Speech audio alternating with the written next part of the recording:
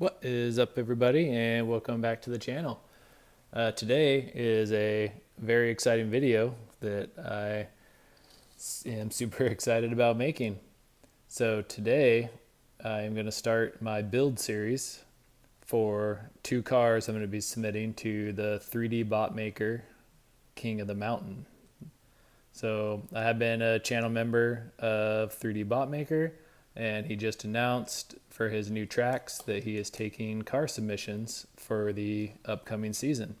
And I jumped on it right away because I've been watching him for a long time now, and it would be so cool to have, a car from Furiously Collecting racing down the mountain.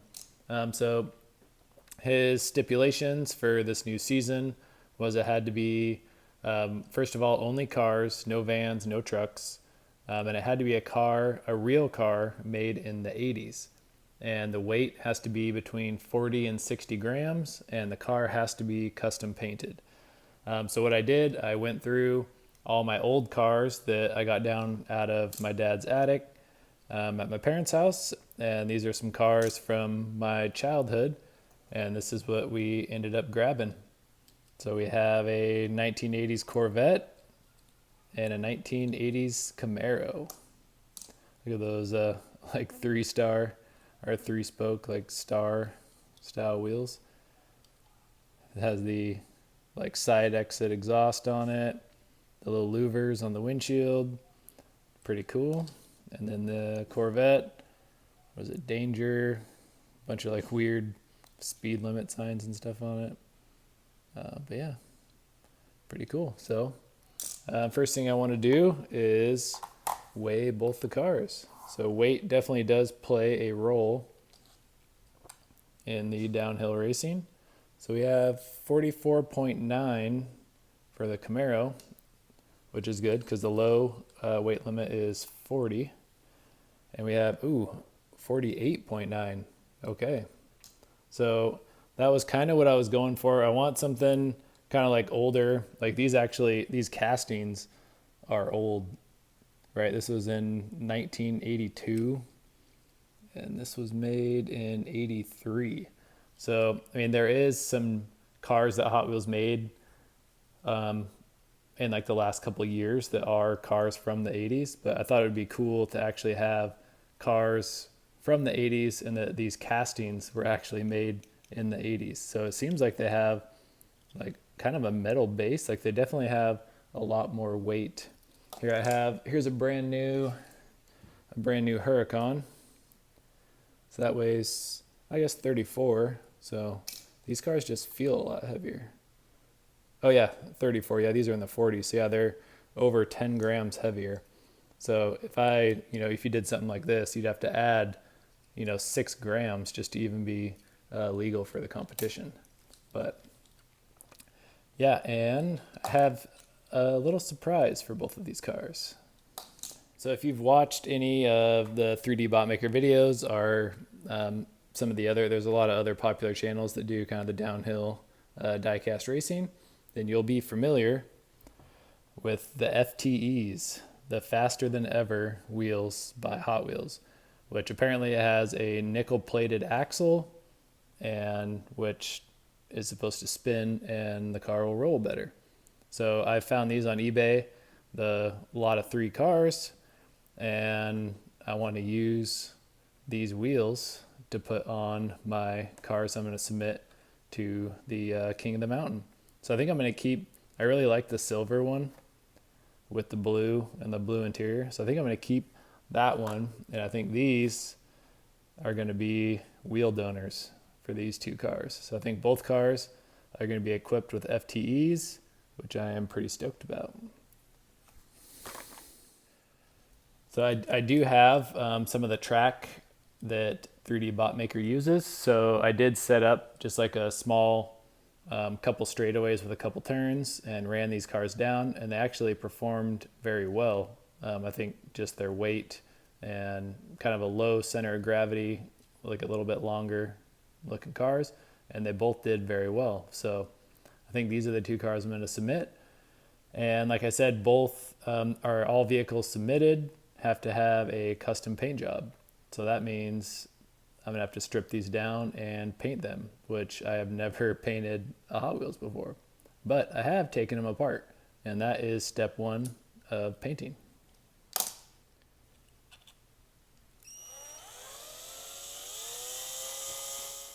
So we got all the rivets drilled out. This will be interesting. I've only taken apart like brand new cars. Yeah, I mean everything looks the same. Has the little three prongs that hold the wheels on. So you got the interior and the window, and then the body. So yeah, I mean everything's the same. Was that like 40 years ago almost? There's the interior, the windows, and here's the chassis.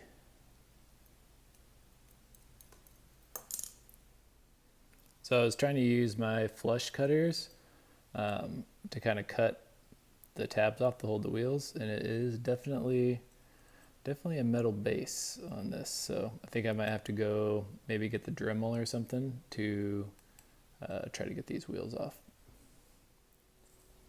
So with a little help from my friend Mr. Dremel, we were able to get the stock wheels off of the Corvette.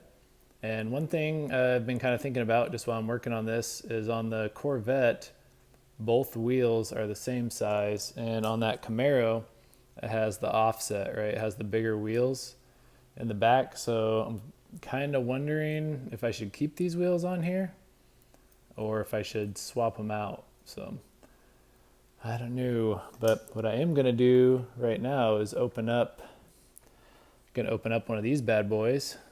Yeah, I need to get the wheels out. So I do need to strip the paint off of here, but I would like to test fit these FTE wheels. So let's get them going. And I just put my drill away because I thought I was done drilling, but I need to get these wheels off. This Mustang actually does look pretty cool. Oh yeah. That one doesn't spin very good.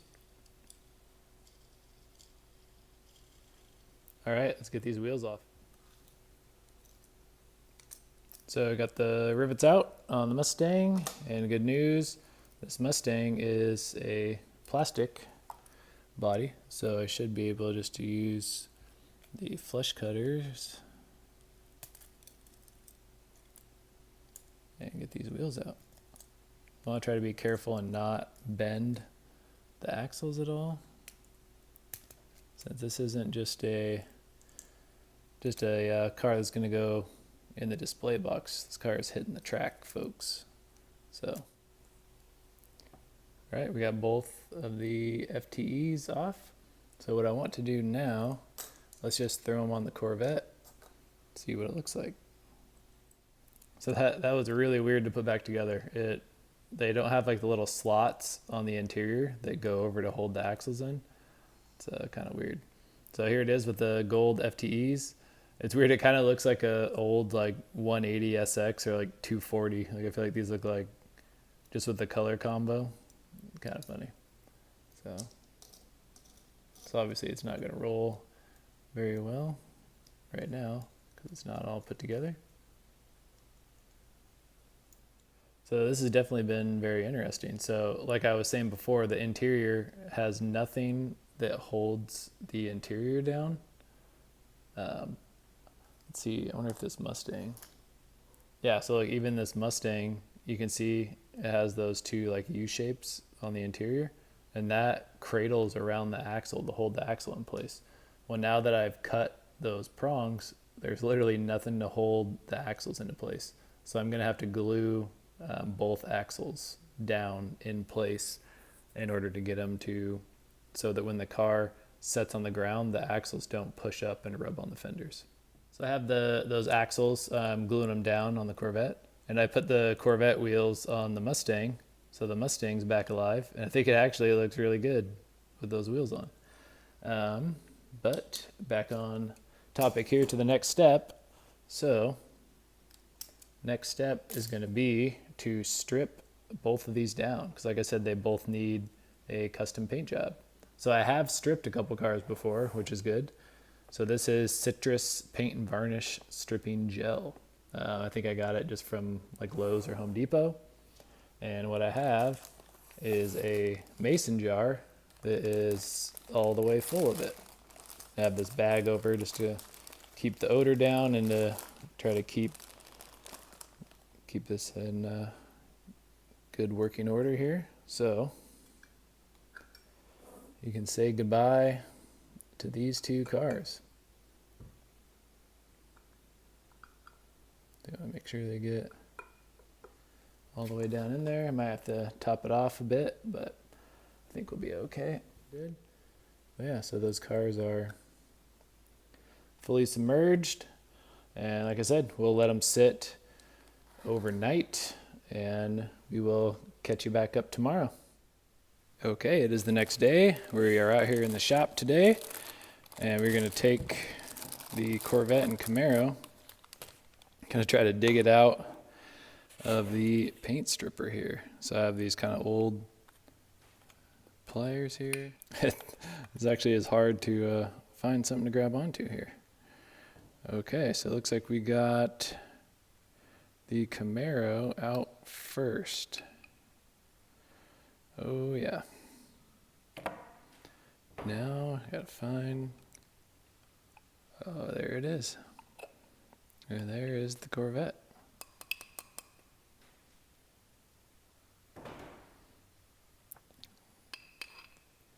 So I kind of try to keep as much of the paint stripper in there.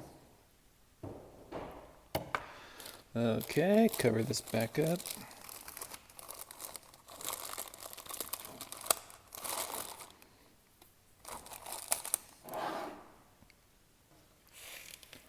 So now usually what I'll do is I have this toothbrush here, then I'll kind of scrape, see if I can scrape away at it at all.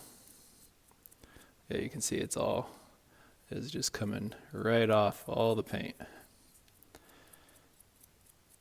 So I'm going to be taking the Dremel to this as well.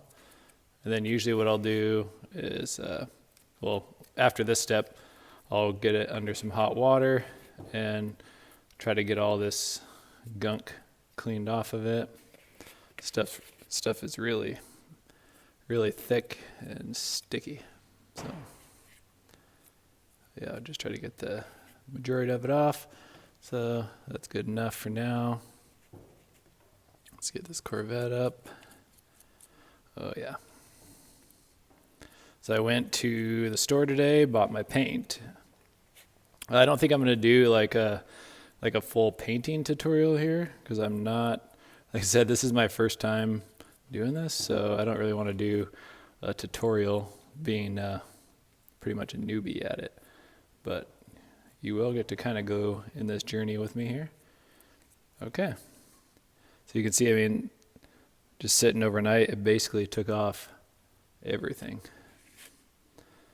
So, okay, I'm going to go rinse these under some hot water and hit them with the Dremel a little bit, and I'll check back in. All right, so took these in the sink with hot water and that toothbrush, and then I took it over with the Dremel, and you can see they're all cleaned up, ready for paint. So it's not perfect, and I don't think I'm going to spend a crazy amount of time. You can see there's still some paint on the inside, but that's okay. Yeah, so I have kind of experimented with this in the past. So this is a Lamborghini Aventador that I kind of was trying to polish up and make nice. So kind of something I've dinked around with before as far as stripping the paint and sanding them and getting them all cleaned up. I might do a little bit more work on that Camaro, cleaning that up on the inside. But all right, so the next time you guys see these, they will be painted. And here we are with the finished product. I think the last time I touched base with you guys, I was stripping the paint off both of them. And here they are. So this is a Camaro that was blue, I think. So we got the FTE wheels on. So I tried tried my hand at doing a little detail in the paint. But like I said, this isn't my first time, and just gave it a shot here. So what I ended up using, just some rattle can, just paint and primer. So I did about 2 or 3 coats of that, and then I did some clear coat, some gloss clear coat, and then for some stuff on the brake lights, and you can see like the headlights and some little vents on the bottom. I just got this from just a hobby store, just your like cheap basic stuff. And I actually ended up using a toothpick, which is kind of odd, but to try to paint to get in these these areas are super small. Yeah, pretty cool. On this Corvette, you can see I painted inside there for the taillights. Just kind of neat.